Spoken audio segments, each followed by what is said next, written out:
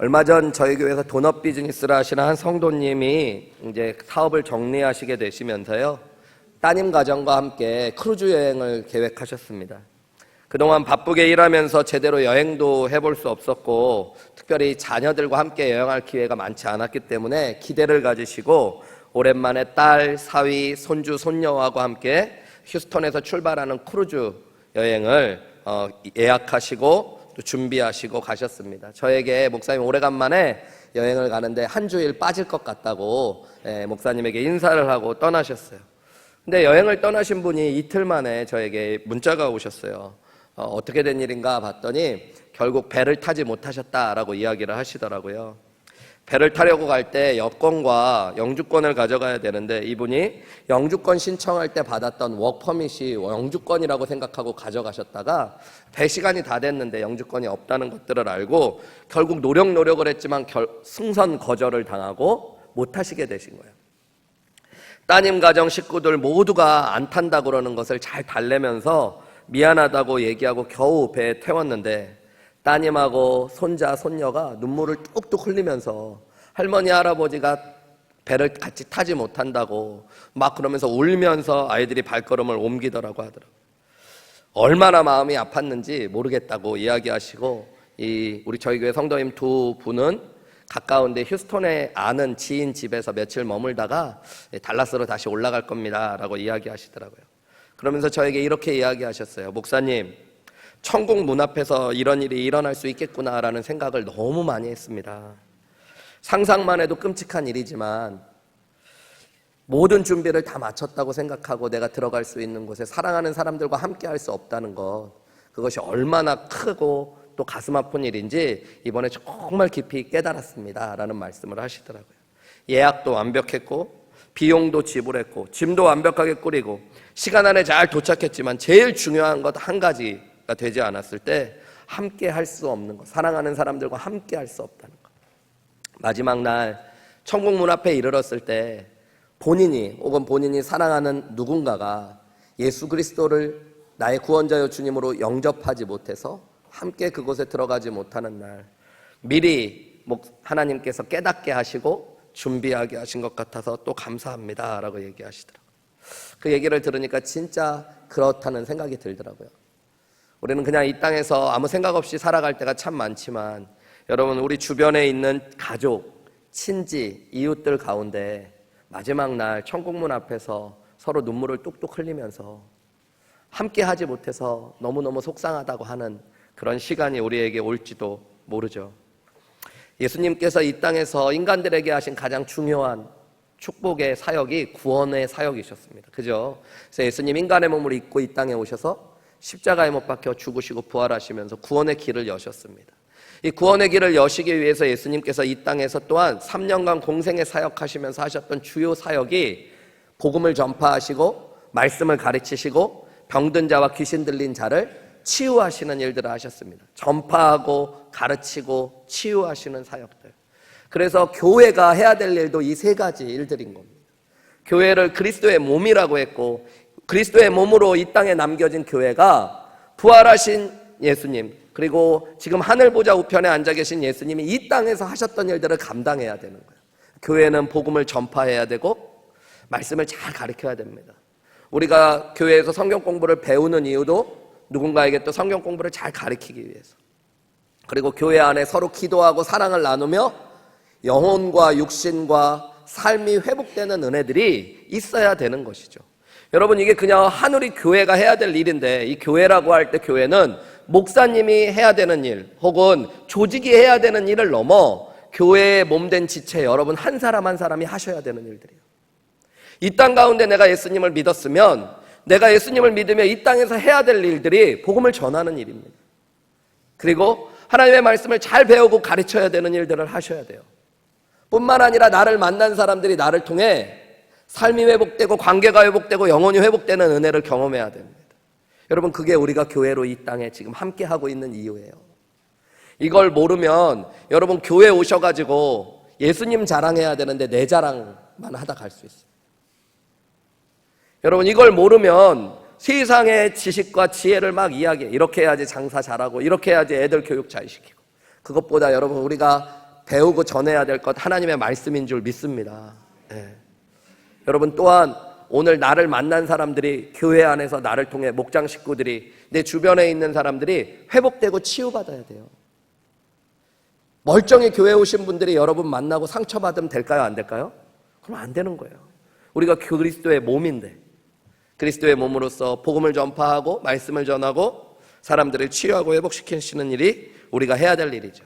오늘 우리가 나눌 본문 누가복음 10장에 보면 예수님께서 예수님을 따랐던 수많은 무리들 가운데 70인을 따로 세우셔가지고요, 전도하러 내어보내시는 장면입니다. 1절 말씀에 보면 그 후에 주께서 따로 70인을 세우사 친히 가시려고 했던 각 동네와 각 지역으로 둘씩 앞서 보내셨대요. 이제 예수님이 가실 그 지역에 먼저 가서 복음을 전하는 일들을 감당하게 합니다. 2절에 보면 이르시되 추수할 것은 많되 일꾼이 적으니 그러므로 추수하는 주인에게 청하여 추수할 일꾼들을 보내주소서 하라 그래요.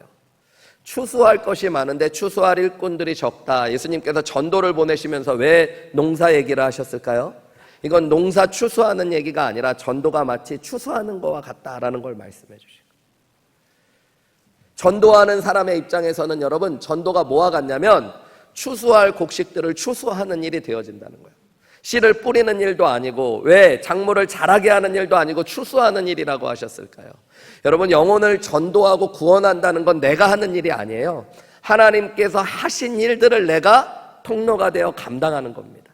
내가 누군가에게 예수님 믿으세요 라고 이야기를 하고 또 우리 교회 한번 와보세요 얘기했을 때 어떤 사람이 네 알겠습니다 얘기하는 건 여러분 하나님께서 그 사람의 상황과 환경과 마음 가운데 이미 다 일해 놓으신 것들을 내가 추수할 일꾼이 되어 걷어들이는 것에 불과한 것이에요. 실제로 전도를 해보면 알게 됩니다. 내가 처음부터 씨를 뿌리고 또 곡식을 자라게 해서 추수까지 내가 하는 것 같지만 그렇지 않아요. 내가 말해서 사람이 설득되는 게 아니에요. 내가 사랑을 나눠서 그 사람의 마음이 열려지는 게 아니라, 물론 내가 사랑을 나누기도 하고 기도하기도 하지만 하나님께서 그 사람의 삶 속에 무언가 역사하셨다는 것들을 보게 되죠.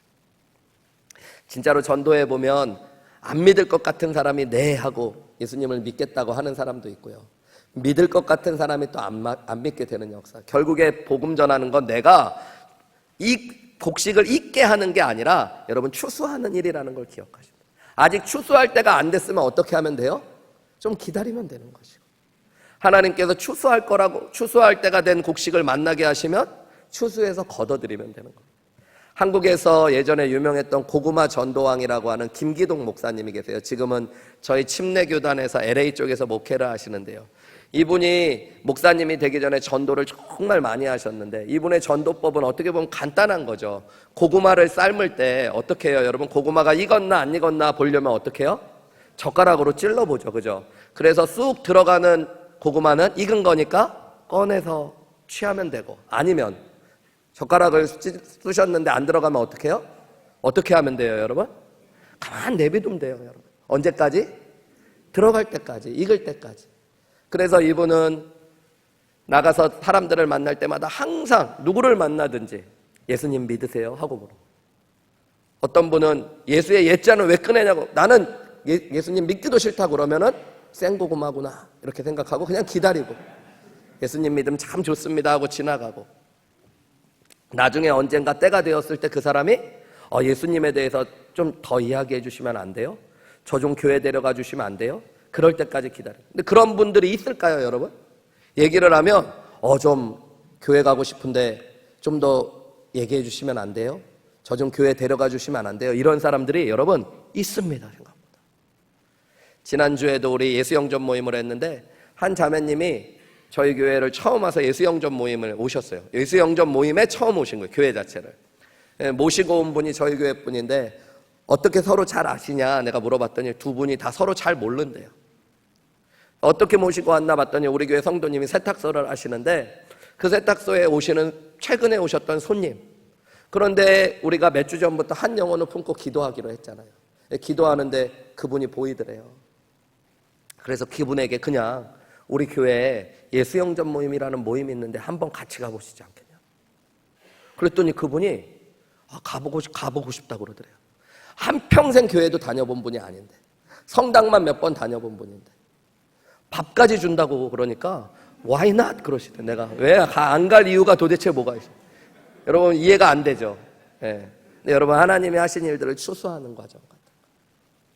그것이 전도라는 거예요. 예수님께서 그래서 추수할 것은 많되 일꾼이 참 적다.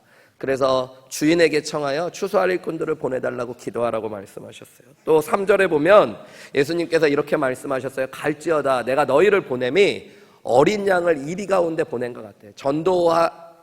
전도하러 나아가는 사람들을 바라보는 예수님의 마음이 뭐 같대요? 어린 양을 이리 가운데로 보내는 것 같아요. 근데 여러분 좀 이해가 안 되지 않아요? 어떻게 목자가 어린 양을, 그것도 큰 양도 아니고 어린 양을 이리 가운데로 보내는 사람이 어디에 있습니까? 근데 여러분 그 마음을 헤아려 본다면 어쩔 수 없이 가야 되기 때문에 보내는 정말 중요한 일일 거고, 그렇게 했을 때 이 목자의 마음은 참 애타고 아플 거예요. 성부 하나님께서 성자 예수님을 이 땅에 보내실 때의 마음이 그런 마음 아니셨을까요? 하나밖에 없는 독생자 아들 예수 그리스도께서 십자가에 못 박혀 죽으시고 고난받으실 것들을 아시며 예수 그리스도를 보내셨던 마음, 어떻게 보면 이 땅에서 전도자들을 보내는 예수님의 마음이 그래요. 여러분 전도는 때로는 상처도 받고 힘도 들고 희생도 필요합니다. 예수님께서 그것을 모르시지 않아요. 그리고 우리를 사랑하셔요. 우리가 상처받지 않고 또 희생하지 않고 잘 되기를 원하시지만 그럼에도 불구하고 영혼 구원이 귀하시기 때문에 예수님께서 우리를 보내실 때의 그 마음이 마치 어린 양을 이리 가운데로 보내는 것과 같은 마음이라고 말씀하시는 거예요. 전도에는 그만큼의 희생과 헌신이 필요하다라는 거죠.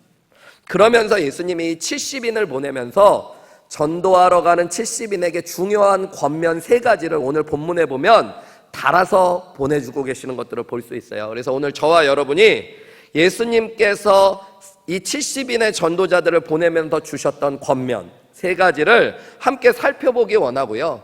그 권면이 저희에게 와 닿아서 이제 2주 남았거든요. 우리가 추수감사주일날 한 영혼 한 생명 초청 집회를 준비할 때에 어떤 마음으로 2주간 기도하고 한 영혼을 초청할 수 있을지 함께 은혜를 나누는 귀한 시간 되시기를 주님의 이름으로 축원합니다. 첫 번째로는 여러분, 예수님께서는 이 70인의 전도자들에게 하나님만 의지해서 전도해야 된다라고 말씀해 주셨어요. 우리 4절 말씀을 보실까요? 4절 말씀 앞부분에 보면 전대나 배낭이나 신발을 가지지 말라라고 말씀해요. 첫 번째 지침이 뭐였냐면 전대, 배낭, 신발을 가지지 말래요. 전대가 뭐예요, 여러분? 돈주머니를. 배낭이라고 번역된 이 말도 원어로 보면 주머니를 의미합니다. 그러니까 전대나 주머니나 신발을 가지지 말래요. 내가 무언가 소유할 것들을 가지고, 내가 무언가 필요한 것들을 가지고 전도하러 가는 것이 아니라 전대, 또 주머니, 배낭, 신발 없이 전도하러 가라고 말씀하셔요. 물론 물리적으로도 진짜 맨발로 전도하러 가라고도 할 수 있지만 여러분 이 3가지를 가지지 않는 신분을 가진 사람들이 예수님 당시에 있었어요. 그가 누구였을까요? 노예들입니다. 노예들은 자신의 소유가 없어야 되는 존재들. 그래서 전대도 없고 주머니도 없고 신발도 신지 않았어요. 성경에 보면 그래서 하나님께서 누군가에게 나타나셨을 때 가끔 신을 벗으라고 말씀하실 때가 있죠. 그것은 신을 벗어 내가 하나님 앞에 온전한 노예와 종처럼 엎드려지는 것들을 의미하는 것입니다. 예수님께서 무엇을 말씀하신 걸까요? 실제로 돈을 안 가지고 가고 어떤 준비할 필요한 물건들 없이 맨발로 전도하러 다니라는 이야기일 수도 있지만 예수님이 하신 말씀은 네가 무언가를 준비하고 네가 가진 어떤 것들을 가지고 전도하는 것이 아니라고 말씀해 주시는 거죠. 자신의 방법, 자신의 능력, 자신의 지혜로 전도하는 것이 아니라 전도는 하나님의 방법, 하나님의 능력, 하나님의 지혜로 해야 된다는 것들을 말씀하시는 겁니다. 철저한 주님의 종이 되어 주님의 뜻을 따라서 나아가는 것이 전도하는 것이라고 알려주시는 거예요. 여러분 전도할 때 이 마음이 우리 안에 제일 먼저 필요합니다. 나는 예수님의 종이고 내 계획, 내 생각, 내 능력이 아니라 예수님의 계획, 예수님의 생각, 예수님의 지혜, 예수님의 능력으로 이 일을 감당하겠습니다. 이 마음이 필요해요. 그러니까 누구 전도할까 내가 정하는 거 아니에요, 여러분. 기도하셔야 돼요. 주님이 누구를 전도하기 원하시는지 나를 통해. 여러분 거기서부터 출발하시는 거예요. 그 사람을 위해 기도하기 시작하는 거예요. 그러면 하나님께서 그 사람에게 어떻게 다가가야 될지, 그 사람에게 어떻게 복음을 전할지 알려주시는 거예요. 내가 누군가를 구원하고 싶은 마음보다 더 중요한 건 예수님이 나를 통해 누군가를 구원하시기 원하시냐는 것이 중요한 겁니다. 여러분, 복음을 전하고 전도한다는 건 누군가 사람의 마음을 열고 그 사람의 마음의 변화를 이끌어내는 거죠. 그건 우리 안에 있는 능력과 계획으로 할 수 없는 일들이에요. 하나님께서 역사하셔야지 가능한 일들입니다. 그래서 하나님께 철저히 엎드리고 의지하는, 하나님만을 의지하는 것이 전도자에게 필요해요. 그래서 예수님께서는 전대나 배낭이나 신을 갖지 말라라고 말씀하셨던 거죠.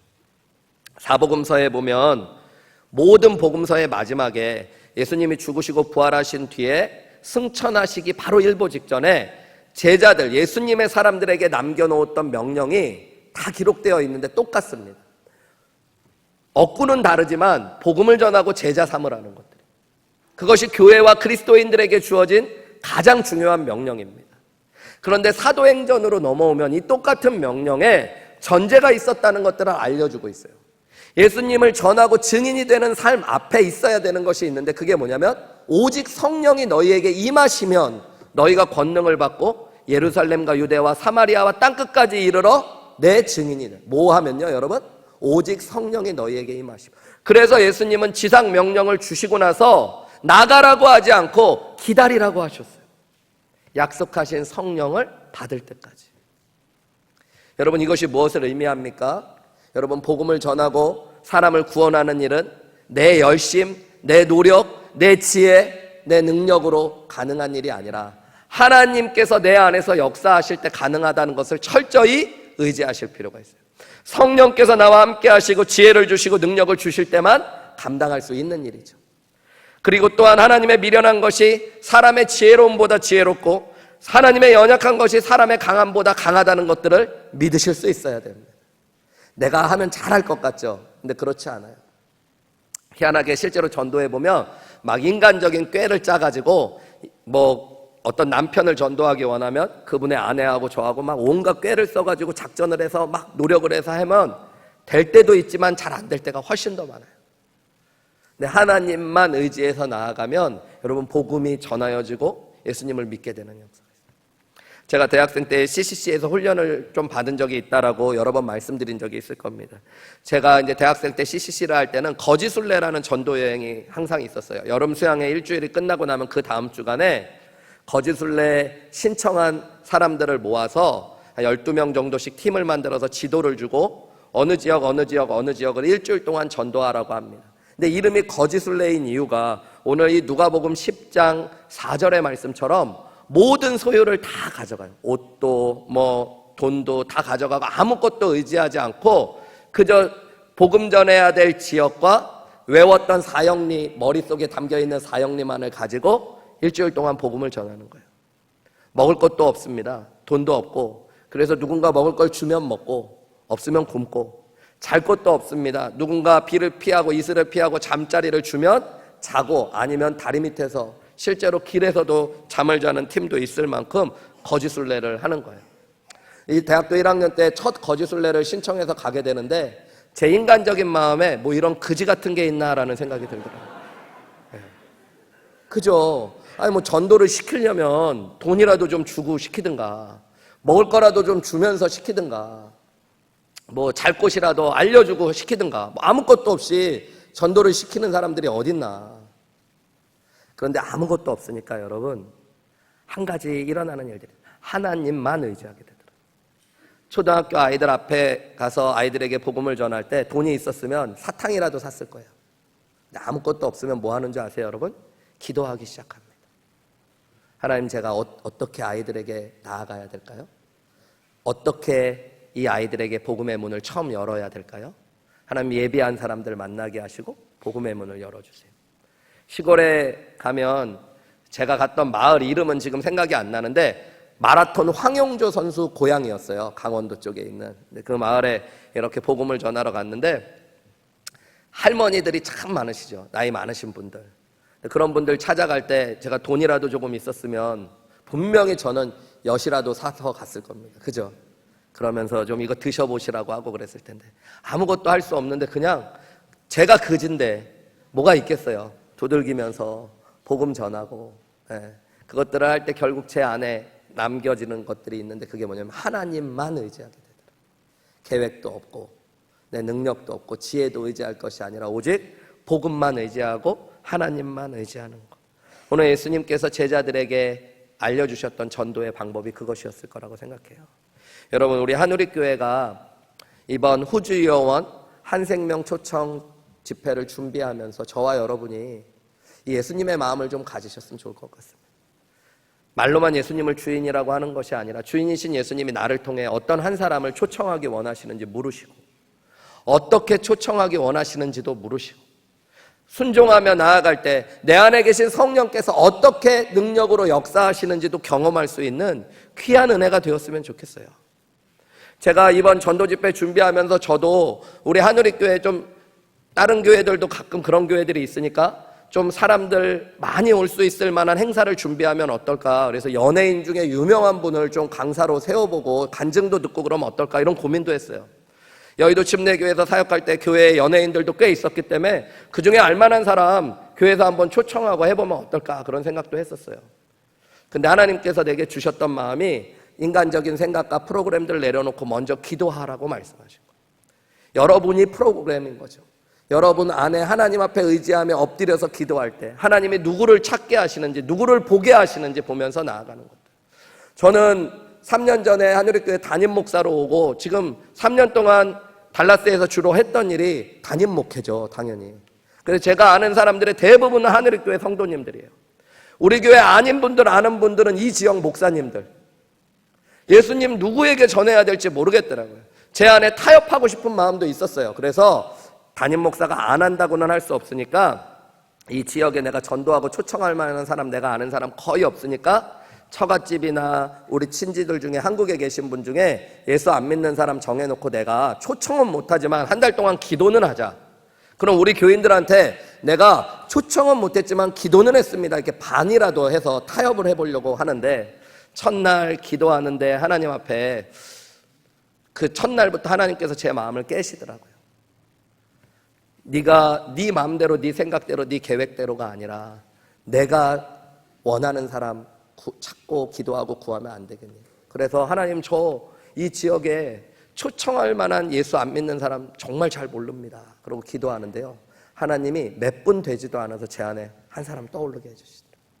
누군지 궁금하시죠? 안 가르쳐 드릴 거예요. 그날 오면 제가 알려드릴게요. 정말로 하나님이 깨닫게 하시더라고요. 그리고 내가 정한 사람이 아니니까 하나님이 나에게 주신 사람이라는 생각이 들더라고요. 하나님이 원하시는구나. 나를 통해 그 사람에게 복음 전하기를 원하시는구나. 그럼 하나님의 방법을 구해야지. 기도하고 있어요. 또 하나님께서 능력으로 역사하실 것들을 기대하고 있어요. 여러분, 이것이 바로 전도죠. 오늘날 교회가 돈도 많고 인간적인 열심도 많고 좋은 프로그램도 있지만 여러분 진짜 있어야 될 예수님이 주인 되시고 예수님이 끌어가시는 일들이 없다면 그것은 하나님이 원하시는 전도가 아닐 겁니다. 사도행전에 보면 베드로와 요한이 제9시 기도 시간에 기도하러 성전을 올라가다 성전 미문에 앉은 안진뱅이를 봅니다. 그 안진뱅이가 돈을 구걸할 때 베드로와 요한이 뭐라 그래요? 은과 금은 내게 없지만 내게 있는 것으로 내게 주노니 곧 나사렛 예수 그리스도의 이름으로 일어나 걸으라. 여러분, 저는 우리 한우리교회가 이 고백이 우리 교회의 고백되었으면 좋겠어요. 돈으로 하는 전도가 아니라 좋은 프로그램으로 하는 전도가 아니라 금과 은은 내게 없거니와 내게 있는 것으로 내게 주노니 곧 나사렛 예수 그리스도의 이름으로 일어나 걸으라고 해요. 여러분, 무너져 있고 쓰러져 있는 영혼들, 일어나야 될 가정들, 여러분 삶들이 여러분의 사랑과 기도를 통해 일어나는 놀라운 역사가 일어나시기를 주님의 이름으로 축복합니다. 내가 그렇게 하나님 한 분만 의지하고 기도하고 전도하면요, 여러분 나한테도 은혜가 돼요. 정말로 하나님 살아계시다는 걸 경험하게 됩니다. 그리고 하나님이 전능하시다는 것들도 내가 경험하게 될 수 있어요. 여러분, 이 귀한 이제 2주 남았잖아요. 2주 남은 이 시간들이 여러분에게 하나님만 의지하고 하나님이 원하시는 사람에게 귀한 사랑의 초청을 전할 수 있는 귀한 축복의 시간들 되시기를 주님의 이름으로 축원합니다. 두 번째로 예수님께서는 이 70인의 전도자들을 보내면서 영혼 구원의 시급성을 알고 전도하라고 알려주셨어요. 4절 후반부에 보면 예수님께서는 전대나 배낭이나 신발을 가지지 말라 말씀하신 뒤에 길에서 아무에게나 문안하지 말라라고 말씀합니다. 두 번째 겉면이 뭐예요? 길에서 아무에게나 문안하지 말래요. 문안한다는 게 뭡니까? 인사를 나누는 거죠. 여러분, 전도하러 갈 때는 인사도 하지 말라고 말씀하셔요. 아니, 이게 무슨 말인가? 그래도 아는 사람 만나면 인사를 해야지. 동방예의지국에서 자란 우리가 봤을 때, 그죠? 근데 여러분, 이 말씀을 정확하게 이해하려면 유대인들은 인사가 길기로 유명한 사람들이라는 것들을 좀 이해하실 필요가 있어요. 정통 유대인들은 여러분, 누군가를 만나면 끌어안습니다. 그리고 그에게 하나님의 축복을 전해줘요. 그리고 나서 안부를 묻기 시작합니다. 안부를 물을 때도 그냥 식사하셨어요? 안녕하셨어요가 아니라 아버님은 잘 계신지, 어머님은 잘 계신지, 가축대들은 잘 있는지, 요즘 몸은 어떤지, 믿음은 어떤지 이렇게 물으면서 시간을 보내는 사람들이 바로 유대인들이에요. 그러니까 예수님이 하신 말씀은 뭘까요? 여러분, 인사하는 것 좋지만 전도하는 데 있어서 인사하는 시간조차도 낭비하지 말라고 말씀하시는 거죠. 전도가 그만큼 시급하고 중요한 일이라는 것들을 말씀해 줘요. 미루면 되는 일이 아닌 것들, 다른 급한 일이라고 해서 그 일이 전도의 일을 밀어내서는 안 된다는 것들을 예수님께서 말씀해 주고 계시는 거예요. 여러분, 우리 모두가 다 내일 하면 되지, 나중에 하면 되지 라는 무언가 일을 미루는 습성들이 다 존재하고 있습니다. 특별히 부담되고 힘든 일일수록 나중에 하고 싶어 하는 마음들이 우리 안에 있어요. 그러다가 기회를 놓치고 후회할 때도 많이 있습니다. 올해만 전도할까, 내년에도 있을 것 같은데 올해는 벌써 2주나 지나갔고 한 사람 놓고 기도도 못했으니까 내년에 하지 뭐. 이런 분 계신가요? 네. 아니면 복음 전하고 기도하는 거 내가 하려고 그랬는데 내일 하지 뭐. 그러다가 결국엔 또 지나오신 분도 계실지 몰라요. 네, 여러분, 어떤 일들은 우리가 미뤄서는 안 되는 중요한 일들이 있습니다. 그 중에 하나가 이 전도라고 이야기하죠. 여러분, 하나님이 우리에게 누군가를 알려주시고 그 사람을 기도하며 섬기고 복음을 전하고 초청하라고 주셨을 때는 하나님 앞에서 이 일이 무엇보다 중요하고 시급한 일일 수 있다는 것들을 의식하실 필요가 있어요. 한국에서 사역할 때 여의도교회 부목사님 중에 한 분이 중요한 스케줄과 약속이 있으셔도 누군가 상담을 요청하면 거절하지 못하고 결국 약속이나 스케줄에서 자꾸 늦으시는 분이 한 분 계셨어요. 급기야 수요 예배 때 설교를 한 5분 정도 동안 못 올라오셨어요. 어떤 성도님과 상담을 하다가 그러니까 교회가 난리가 났죠. 그리고 담임 목사님도 화가 엄청 나시고, 제가 그 목사님하고 좀 친해서 여쭤봤어요. 목사님, 아무리 그래도 성도님이랑 이야기하다가도 설교 스케줄이 있으면은 나중에 좀 얘기하자고 그러고 올라오셔야지 어떻게 목사가 설교를 늦습니까? 제가 그랬더니 이 목사님이 저한테 이런 얘기 하시는 거예요. 여의도교회에서 사역을 하기 전에 한 지방도시에서 부사역자로 사역을 했었는데 하루는 교회 중요한 스케줄이 있어갖고 밖으로 신방하러 나가다가 한 청년과 마주쳤대요. 이 청년이 목사님, 저하고 잠깐 이야기 나눠주시면 안 돼요? 라고 이야기했는데 내가 지금 중요한 스케줄이 있어서 나중에 꼭 연락할게 라고 헤어졌다는 거예요. 근데 그날 저녁 그 청년이 우울증으로 자살을 했다는 거예요. 그래서 자기에겐 트라우마가 생긴 거예요. 누군가 나에게 상담을 요청하거나 이야기할 때 그것을 거절해야 된다는 걸 머리로 알면서도 할 수 없는 상처가 되신 거죠. 이 목사님의 마음을 조금 이해할 수 있게 되었어요. 만약에 그 문제가 누군가 나에게 상담을 하러 오는 사람의 일이 이분에게는 이 사람을 살리고 죽이는 문제로 자꾸 다가오셨던 거겠죠. 그러니까 설교가 중요하지 않아서가 아니라, 교회의 여러 가지 스케줄이 중요하지 않아서가 아니라 이 일보다 중요한 것이 없다라고 느껴지신 것이었겠죠. 여러분, 이분은 상처 때문에 때로는 좀 과하게 착각할 때도 있었지만, 여러분, 영혼을 구원하는 일은 실제로 한 영혼을 영원히 살리기도 하고 죽이는 일이 되어집니다. 오늘 내가 그 영혼을 위해 기도하고 그 한 영혼에게 사랑으로 그 영혼을 초청하는 일이 그 영혼의 영원한 삶과 죽음을 구별할 수 있는 가장 중요한 때이고 마지막 때일지도 모른다는 생각들을 여러분, 우리가 해보실 필요가 있는 겁니다. 인사를 하는 것 중요하고 문안 인사를 나누는 것 중요합니다. 그것이 중요하지 않다라고 예수님 말씀하신 것이 아니에요. 그러나 그런 일에조차도 시간을 지체할 수 없는 일이 바로 전도하는 일이라고 예수님 말씀해 주신 거예요. 여러분, 이제 2주만 더 기도하시면 됩니다. 벌써 2주나 지나가서 목사님 저는 누군지 찾다가 벌써 2주가 지나가서 기도 못했는데 하는 분은 여러분 제가 힌트를 하나 알려드릴게요. 방법을. 오늘 빨리 주님 앞에 기도해서 한 영혼을 정하신 뒤에 하루에 2번씩 기도하시면 됩니다. 오늘 1일차 오전에 저녁에 자기 전에 2일차, 내일 아침에 3일차, 저녁에 4일차. 여러분, 그럼 은혜의 하나님이 2주도 한 달처럼 여겨주실 줄 모릅니다. 그런 걸 떠나서 여러분, 우리가 미루고 포기하지 않았으면 좋겠어요. 내가 너무너무 바쁜 일 때문에, 집에 일이 많아서, 직장의 일 때문에 정신없어서 이만큼 지났으니까 나중에 하지 뭐, 다음에 하지 뭐가 아니라, 여러분, 하나님이 나에게 정해놓은 일 가운데 특별히 영혼 구하는 일은 시급하고 중요한 일 중에 하나라고 지금 말씀해주고 계시는 거예요. 교회를 나오다 안 나오는 지체도 좋습니다. 아직 예수님을 한 번도 믿지 않은 분도 좋습니다.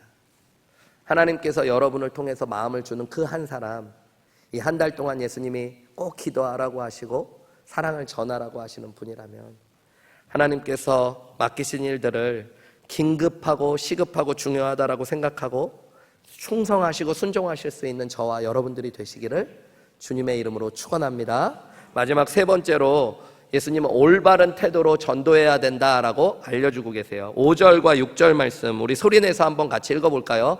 시작. 어느 집에 들어가든지 만일 평안을 받을 사람이 거기에 있으면 너희의 평안이 그에게 머물 것이요 그렇지 않으면 너희에게로 돌아오리라. 아멘. 예수님께서 어느 집에 갔을 때 맨 먼저 해야 될 일이 뭐라고 말씀하셔요? 평안을 전해주래요. 여러분, 전도자가 잊지 말아야 될 건 전도자는 평안을 전하러 온 사람이에요. 상대방을 축복하기 위해 온 사람들이에요. 여러분, 내가 예수님을 믿게 된 게 엄청난 축복임을 믿으십니까? 많이 못 믿으시네. 예수님 믿은 거 여러분 정말로 큰 축복이죠. 죄인이었던 내가 하나님의 자녀가 되고 심판받고 멸망받고 죽을 수밖에 없었던 내가 하나님 나라에 들어가고 영생을 얻게 된 것 여러분 큰 축복입니다. 근데 그 축복을 전하는 거예요. 여러분, 이 복음 안에는 평화가 담겨져 있어요. 그래서 예수님이 Prince of Peace, 복음이 바로 Message of Peace, 평화의 복음. 여러분, 우리가 예수님의 십자가의 죽으심으로 그분의 피로 하나님과 원수되었던 우리가 화목할 수 있는 길이 열린 거예요.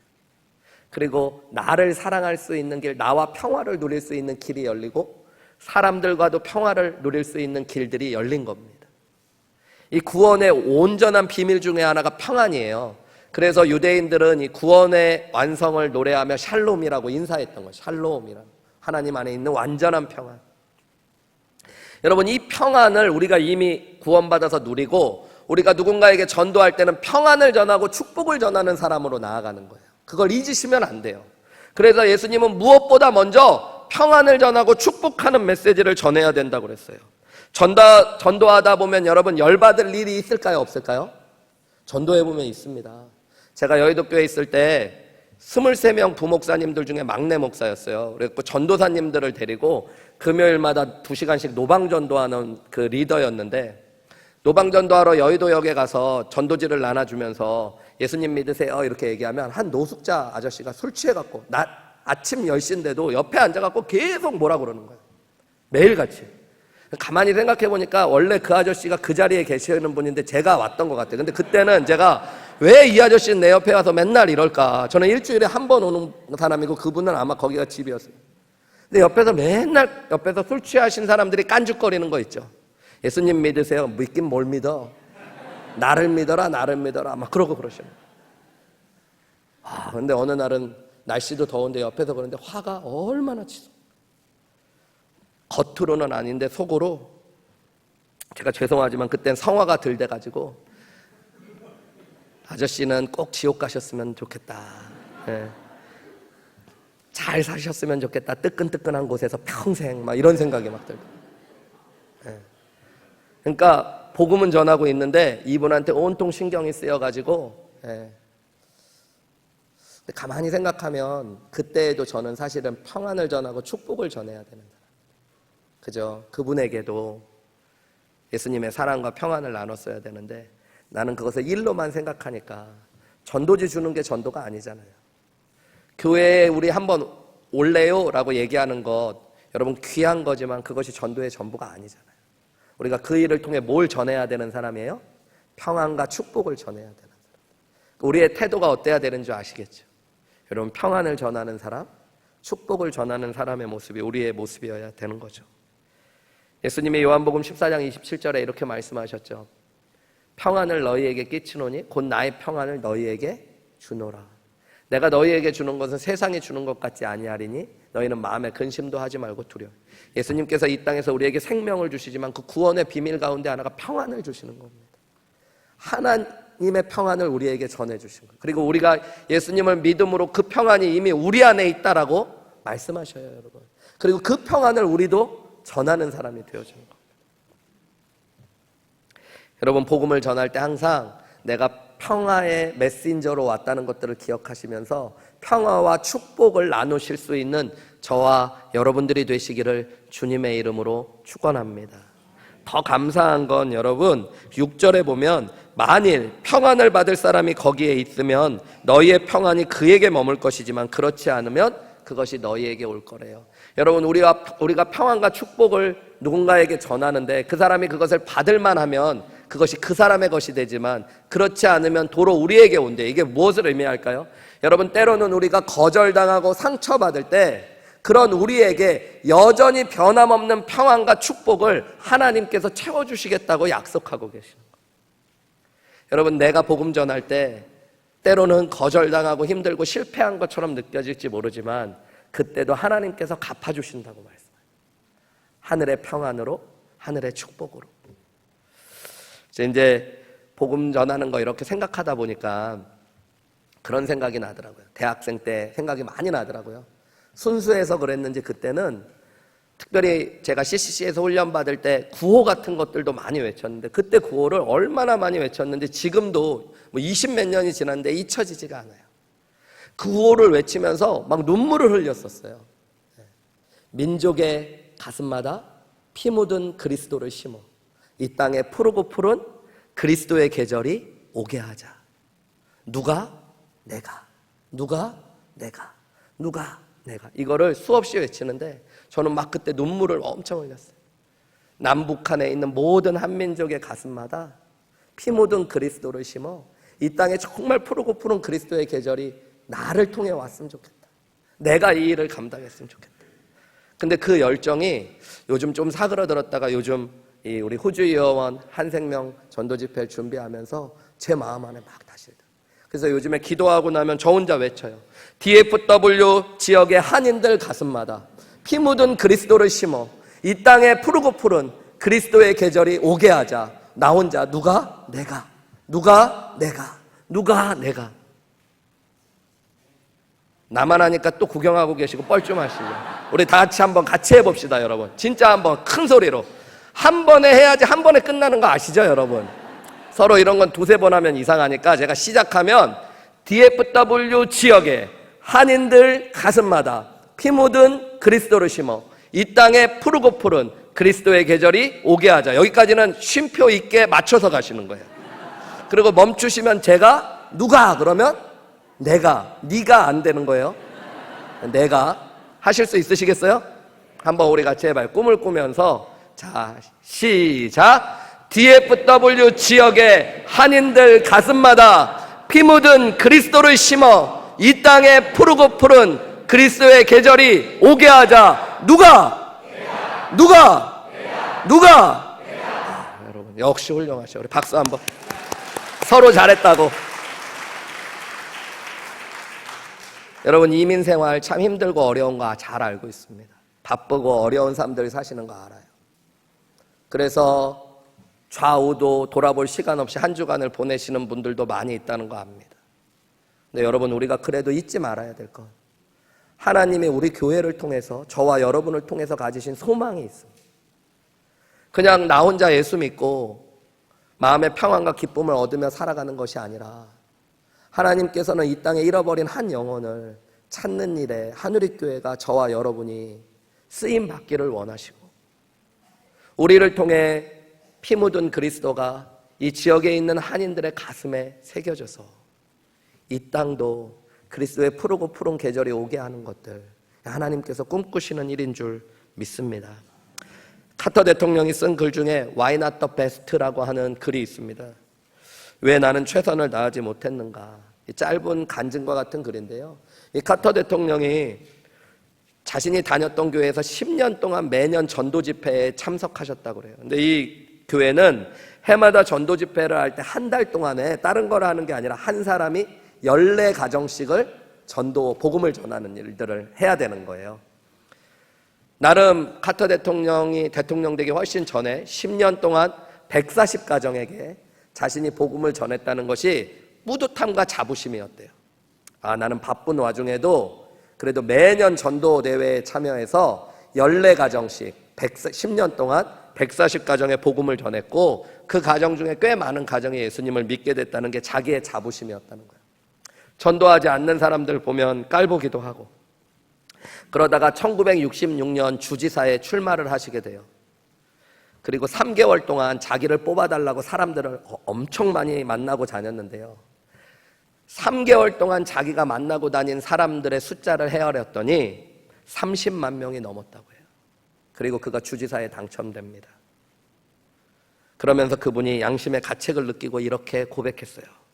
나를 위해서 3개월에 30만 명을 만나고 다니면서 하나님을 위하여는 10년 동안 겨우 140가정에게 복음을 전하였다고 자랑스러워했던 내 자신이 얼마나 부끄러운지를 깨닫게 되었다는 거예요.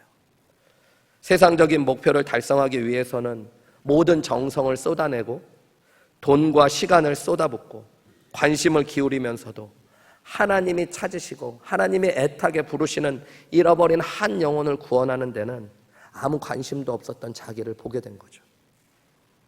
이번 기회를 놓치면 영원히 멸망할 수밖에 없는 그 영혼을 위해 시간도 들이지 않고 돈도 들이지 않고 관심도 기울이지 않고 입으로만 사랑을 얘기했던 자기를 보면서 Why not the best? 라고 이야기했던 거죠. 여러분은 어떠세요? 여러분은 지난 2주간 여러분의 귀한 시간을 한 사람을 위해 기도하는 데 쓰셨습니까? 한국에서 사역할 때 고등부 이제 예배를 드리려고 그러는데, 고등부 담당 사역자였을 때 고등부 예배실 한켠에 제 사무실이 있었어요. 예배 전에 한 고등학교 아이가 얼굴은 웃는데 울면서 들어오는 거예요. 그러니까 눈물을 흘리면서 웃으면서 들어오는, 무섭죠. 고등학교 남자애가, 징그럽게 생긴 애가 막 웃으면서 목사님 그러고 들어오는. 왜? 무슨 일이야? 그랬더니 이렇게 이야기하는 거예요. 제 친구가 오늘 교회 오기로 했어요. 아, 그래, 알겠어. 근데 뭐 이렇게 너 지금 뭐가 그렇게 좋냐? 그랬더니 한마디 하는 거예요. 목사님, 지난 5년간 이 친구를 위해 기도했어요. 이해가 되더라고요. 그 아이가 너무 예뻐 보이더라고요. 저보다 훨씬 등치가 큰 징그러워 보였던 그 아이가 너무 예뻐 보이더라고요. 그래서 가까이 오라고 그랬어요. 아이를 안아주고 아이를 위해 축복하며 기도했어요. 여러분, 제 눈에 그런데 하나님 보실 때 한 영혼을 위해 정말로 애쓰고 힘쓴 것들 얼마나 귀한 걸까요? 전도하는 데는 여러분 어느 정도의 희생이 필요합니다. 내 시간을 좀 드려야 돼요. 자존심도 좀 내려놓으셔야 됩니다. 기도도 하셔야 되고 때로는 물질을 쓰셔야 될지도 모릅니다. 그런데 여러분, 하나님의 아들 예수님께서 우리를 구원하기 위해 자기의 생명을 주셨고, 그 십자가의 은혜를 통해 누군가 한 사람이 영원한 생명을 얻는 길이 사실임을 우리가 믿는다면, 그 한 영혼의 구원의 길 속에서 내가 드리는 작은 시간, 관심, 물질, 그것은 결코 희생이 아니라 어떻게 보면 특권이고 축복일 줄 믿습니다. 말씀을 마치면서 실제로 이 전도가 희생이 아니라 특권이라는 말을 남겼던 리빙스턴 선교사님의 이야기를 말씀드리고 말씀을 마치려고 합니다. 아프리카에서 평생을 선교사로 일하다가 생을 마치신 이 리빙스턴 선교사님이 한참 사역을 하실 때 16년간 밀림에서 사역을 하시고 잠시 영국에 귀국할 기회가 있으셨다고 그래요. 몸을 좀 추스리셔야 돼서 27번째로 말라리아에 걸려서 사경을 헤매다가 깨어난 지가 얼마 안 되셔서 거의 살이 있지 않은 상태로 영국으로 돌아오셨고요. 얼마 전에 또 사자에게 한쪽 팔이 물려가지고 어깨와 팔을 제대로 쓰지도 못하면서 팔이 몸통에 그냥 덜렁덜렁 달려있는 것처럼 보이는 모습으로 캠브리지 대학교에서 설교를 하시게 되셨다고 합니다. 그 설교 가운데 리빙스턴 선교사님은 이렇게 이야기하셨어요.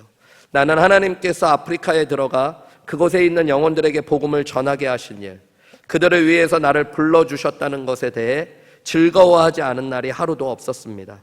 사람들은 내가 그곳에서 많은 희생을 한 것으로 생각하고 있지만 도무지 갚을 수 없는 빚에서 지극히 작은 부분을 갚았을 뿐인데 이것을 희생이라고 할 수 있겠습니까? 장차 영광스러운 소망과 복된 상급을 약속받고 있는 일인데 그것을 희생이라고 할 수 있겠습니까? 그런 말과 생각을 버리십시오. 전도는 절대 희생이 아닙니다. 오히려 특권이라고 말하십시오. 모든 것은 우리 안에 그리고 우리를 위해 나타날 영광과 비교할 때 아무것도 아닙니다. 나는 결코 희생하지 않았습니다. 여러분, 우리가 교회를 통해서 함께 전도하고 한 영혼을 초청하는 일에 하나님이 우리를 부르고 계셔요. 남은 2주간의 기간이라도 여러분 그냥 지나가지 않으셨으면 좋겠습니다. 우리의 구원자 되시고 주님 대신 예수님께서 나를 통해 누군가에게 사랑을 전하라고 하시면 그가 누구인지 하나님께 묻고 구하고 그 영혼을 위해 하나님의 마음을 담아 기도하고 성령께서 그 마음에 역사하시기를 간구하며 우리가 그 영혼에게 초청과 사랑과 섬김을 주었을 때 하나님께서 그 한 영혼을 구원해내시는 일 가운데 제가 그리고 여러분이 우리 한우리교회가 함께 쓰임받는 놀라운 은혜가 있으시기를 주님의 이름으로 축원합니다. 우리 함께 기도하셨으면 좋겠습니다. 여러분, 오늘 주신 말씀 붙잡고 우리 함께 기도할 때에 한 영혼을 이미 품고 기도하고 계신 분들은 오늘 하나님만 의지하여 하나님의 지혜, 능력, 하나님의 방법으로 전도할 수 있게 도와달라고, 또 영혼 구원이 얼마나 시급하고 중요한가를 분명히 깨닫고 전도할 수 있게 도와달라고, 한 영혼에게 전도할 때 평안과 축복을 전하는 올바른 태도로 내가 전도할 수 있도록 도와달라고 기도하시면 좋겠습니다.